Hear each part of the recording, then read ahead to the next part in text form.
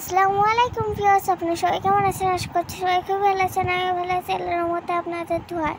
তো আজ আমি আপনাদের সঙ্গে কাস্টার্ড মালাই আইসক্রিমের রেসিপি শেয়ার করব।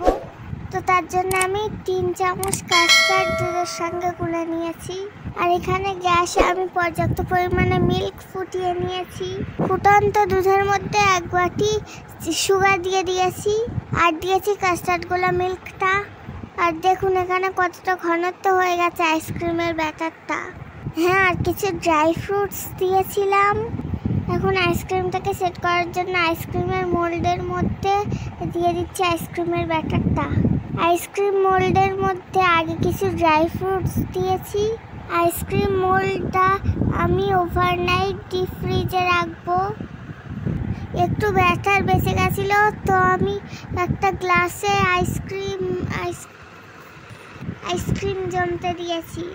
তো যেমন কথা তেমন কাজ, আমি এখন ডিপ ফ্রিজে দিয়ে দিচ্ছি। তো আমি ওভারনাইট ডিপ ফ্রিজে রাখার পর দুপুর রোদের সময় আইসক্রিমটা বার করে দেখাচ্ছি। দেখুন কত সুন্দর হয়েছে।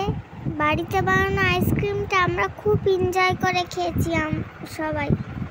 আইসক্রিমগুলো দেখতে just so beautiful, so elegant, just looking like আ ওয়াও।